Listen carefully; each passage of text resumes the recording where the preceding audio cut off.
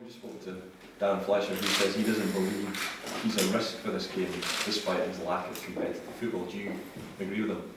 Of course. Yeah, I mean there are a number of factors I always look at when I select players for a team. One obviously is their fitness. I've been assured by him and his club that he's 100%, and the evidence of the training this week. Look at him with my own eye, I can tell you that's true. Secondly, hasn't played for a while, certainly not at this level. But does he have the experience to cope with that? Is he going to be fazed by playing in a game of this nature? Absolutely not.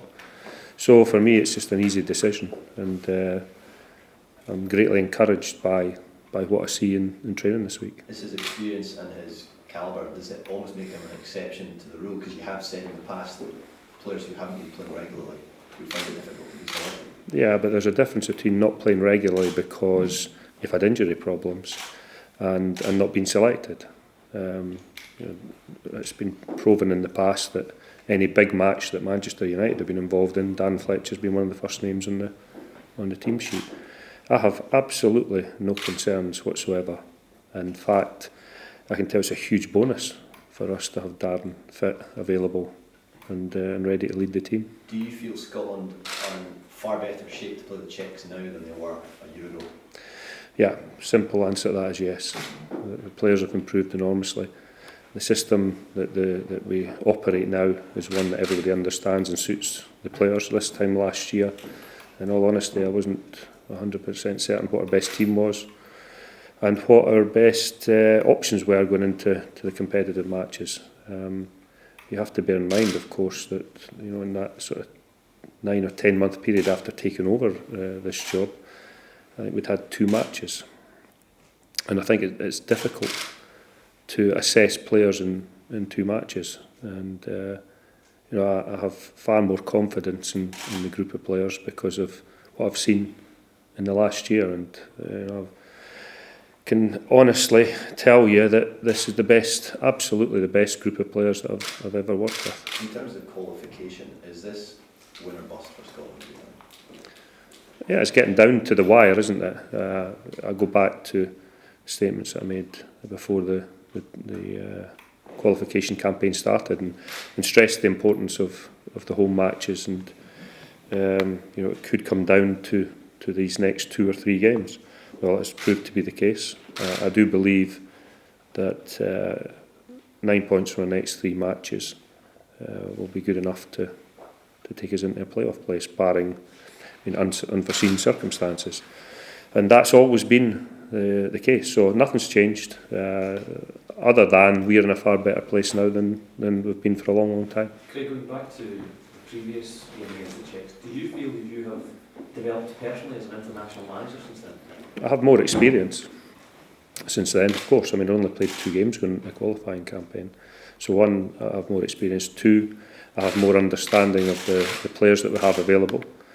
I have more confidence in the players that we have available, and also I think it's apparent to everybody that the team spirit within the group is excellent, and that doesn't guarantee anything, of course, but give me that going into an important game like this any time over uncertainty and maybe a lack of cohesion, and we are in a very good position just now.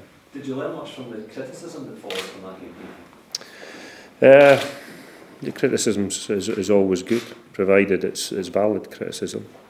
And I always look at myself first and foremost after every match and see where things have gone well and things haven't gone well. I know myself that the job for me now is different than it was a year ago. I have far more reason to be encouraged by what I've seen in the last year. I look at the players individually and look at the improvement that they've made. And on top of that, you don't get to see the inside workings of what goes on here, and I can assure you that I've been involved in football for a long time, and the team spirit, the harmony within the group, the quality of players, it's a real pleasure to work with these guys, and that of course gives me great confidence going into this game. Given what's at stake, would it be fair to say this is your biggest game so far in national football? Yeah, of course it is.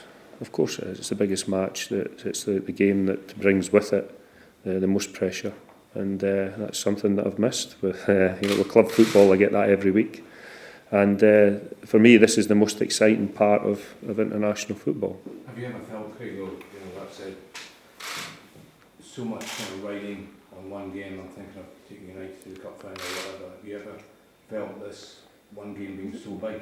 Are you trying to put pressure on me? Never. No, I mean, I understand the nature of the match, but we are ready to play in the game. I know preparing teams to play in matches. I know how it's done, and I recognise the signs when teams are ready to play, and we're ready to play. We will go into this game and do absolutely everything in our power to win this match. I can assure the supporters, everybody out there, that they will see a Scotland team who are ready to play, and they'll do their absolute utmost to win this game. That's going down there as well, given Charlie's kind of meteoric rise. Does that, in a way, take the heat off him? Because so many people have expected so much from Dan Fletcher when it comes to international games. Given you've got Charlie Adam there now as well, does that take the heat off him a wee bit? I think Darren will put a certain amount of pressure on himself, being the captain, and that's why he's the player that he is. He understands the nature of being the captain of the international team. The standard of the rest of the players play in the last year or so has been such that other players are starting to catch people's eye. I mean, I'm thinking mainly of, if you're talking about in the midfield area, you've got Charlie, of course, and Naismith, who's been fantastic. James Morrison, again, who I think is a top flight player all day long, has improved enormously in the last year. And I could go through the team, and I have done in recent press conferences, and praised players for their improvement. So the onus isn't on Darren, although he will take a large share of the responsibility on himself. But we have other players in this team who are capable of winning matches. I'm really encouraged, I really am. I think you know that. I think you know by the recent press conferences of just where I believe we are at this minute in time. Do you really want to kind of name your team till after training or when you do it? But Yeah. in terms of your centre back, so you're going to go with your hunch, or you're going to go with experience? Well, I plan on telling the players what the team is before I tell you. So at this minute in time, I'll sit that question out. Would you expect them to be able to play both games? Yeah. No contingency plans for the second? Well, I've got contingency plans for every player, of course. I mean, in my mind just now, Darren's ready to lead Scotland out in both games.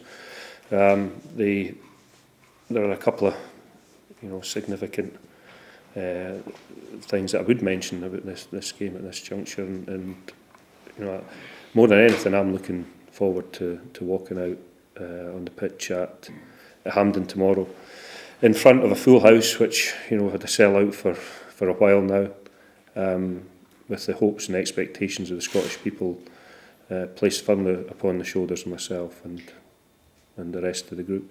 And I can tell you that I'm absolutely comfortable with those expectations, and the players are absolutely ready to reward the Scottish fans for their support. You were talking about drawing comparisons from club football, but how have you had to adapt from a club manager to? It's taken a long time, and in all honesty, I'm still not 100% comfortable with not having contact with the players every day.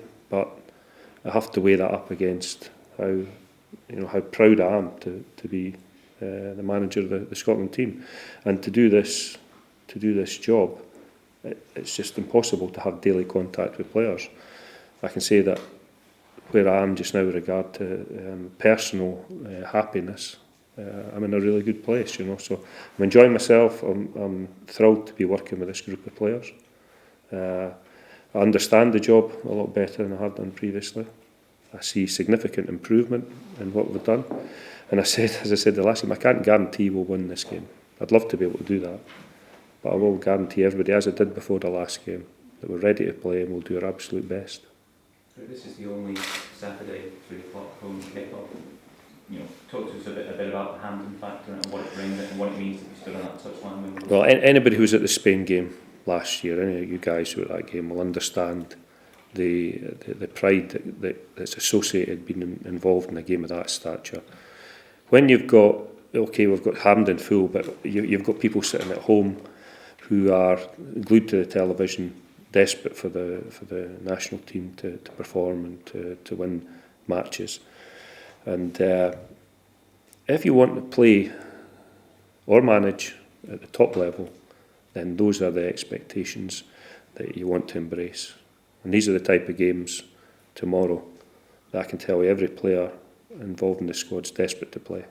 Absolutely desperate to play. The training has been, this week, has been as good as I've ever seen. And there's an edge and a keenness to the group that, you know, has been improving, but it's reaching its maximum point. So it all leads to the game tomorrow. We understand, as I said previously, you know, what it's all about. I can't.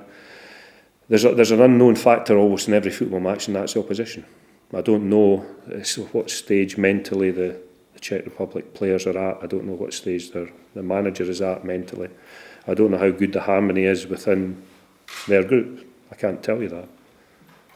But if there are any weaknesses, then it's incumbent upon us to make sure that we expose them. What you read into the loss of Czech?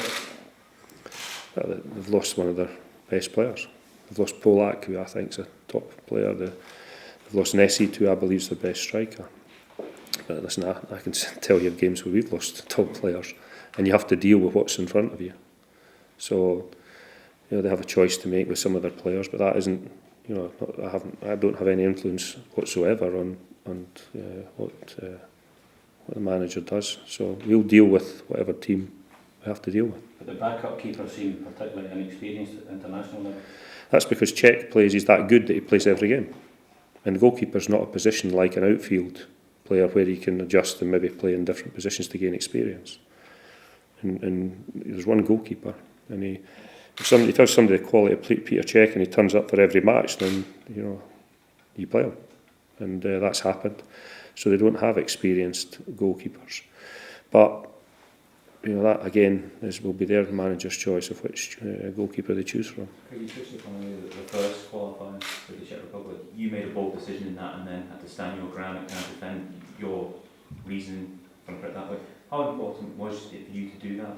Because could things have kind of mounted up on you after that? In my mind, it's a strange place to be sometimes, but it was straightforward. It was just a decision that was the right decision to make. So, and I made the decision because I thought it was the right thing to do. And I made the decision about tomorrow's team because I think it's the right thing to do. It's the right time to play this team. It's the right time to play this system.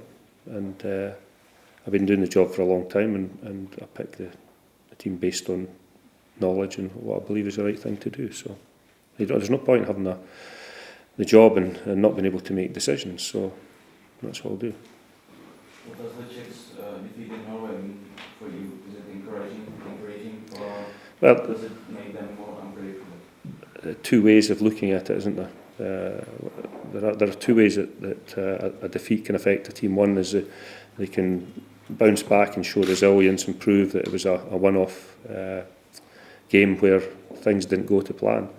Or two, it can affect the confidence of the team and of the manager. But I don't know the answer to that question. I could tell you after the game tomorrow. But at this minute in time, I don't know. That's what I'm saying. There's always for one team, there's always a question about a football match, and that is how will the other team perform. And I can't tell you how the other team will perform. But I will tell you about the Scotland team.